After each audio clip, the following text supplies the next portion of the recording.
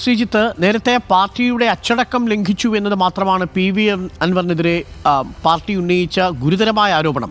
അത് പാർട്ടി ശത്രുക്കൾക്ക് ആയുധമായി മാറി എന്നത് മാത്രമാണെങ്കിൽ ഇപ്പോൾ രണ്ടു പ്രധാനപ്പെട്ട കുറ്റങ്ങൾ കൂടി ചാർത്തുന്നുണ്ട് പാർട്ടി. ഒന്ന്, വർഗീയവാദി എന്ന നിലയിൽ ചിത്രീകരിക്കുന്നു.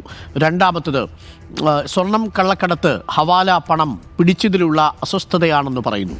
ഇത് രണ്ടുമാണോ ഇപ്പോൾ പാർട്ടി സ്വീകരിച്ചിരിക്കുന്ന ലൈൻ PV അൻവറിനെതിരെ? ശ്രീജിത്ത്.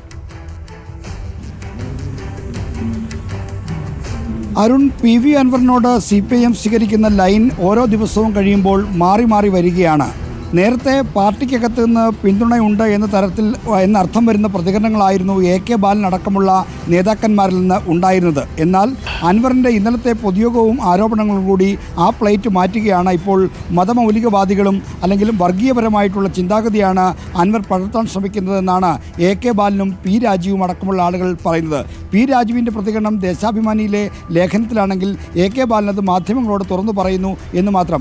ഇതേ AK ബാലൻ 2 ദിവസം മുമ്പ് തിരുവനന്തപുരത്ത് AKG സെൻറ്റർ മുന്നിൽ നൽകിയ പ്രതികരണത്തിൽ പറഞ്ഞത്, AK ബാലൻ പറഞ്ഞത്, പാർട്ടി സമ്മേളനങ്ങൾ നടക്കുന്നു, ആ പാർട്ടി സമ്മേളനങ്ങൾ നടക്കുന്നത് മുന്നിൽ കണ്ട് അതിൽ പ്രശ്നങ്ങൾ ഉണ്ടാക്കാൻ വേണ്ടിയാണ് ഇത്തരം കാര്യങ്ങൾ ഉന്നയിക്കുന്നത് എന്ന പ്രതികരണം AK ബാലൻ മാത്രമല്ല മറ്റു പല നേതാക്കന്മാരും നടത്തുകയുണ്ടായി. എന്നാൽ MV ഗോവിന്ദനോ മുഖ്യമന്ത്രിയോ അത്തരം പ്രതികരണങ്ങൾ നടത്തിയില്ല. ബാക്കി പ്രധാനപ്പെട്ട നേതാക്കന്മാരെല്ലാം അത്തരം പ്രതികരണങ്ങൾ നടത്തി. അവിടെ നിന്ന് മാറുകയാണിപ്പോൾ ചെയ്യുന്നത്. മാത്രമല്ല മതരാഷ്ട്രവാദികളും മതമൗലികവാദികളുമാണ് PV അൻവറിൻ്റെ പിന്നിൽ, PV അൻവറിൻ്റെ ഈ ആരോപണങ്ങൾ ഏറ്റെടുത്ത് പ്രചരിപ്പിക്കുന്നത് എന്നാണ് P രാജീവ് ദേശാഭിമാനി ദിനപത്രത്തിൽ എഴുതിയ ലേഖനത്തിൽ ആരോപിക്കുന്നത് എങ്കിൽ AK ബാലൻ പറയുന്നു,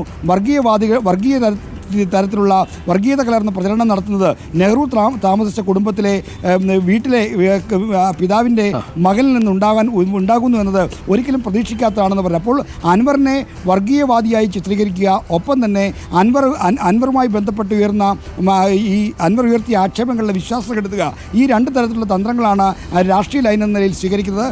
അതിൽ മുഖ്യമന്ത്രി തന്നെ ഒരു നിർണായകമായ നീക്കത്തിന് തുടക്കമിട്ടു. നേരത്തെ വാർത്താ സമ്മേളനത്തിൽ അൻവറിന് ഹവാല സ്വർണ്ണക്കടത്ത് ബന്ധമുണ്ട് എന്ന ദുസ്സൂചനയാണ് നൽകിയതെങ്കിൽ ഇന്ന് അദ്ദേഹം ഒരു ദേശീയ ദിനപത്രത്തിന് നൽകിയ അഭിമുഖത്തിൽ അക്കാര്യം വ്യക്തമാക്കി.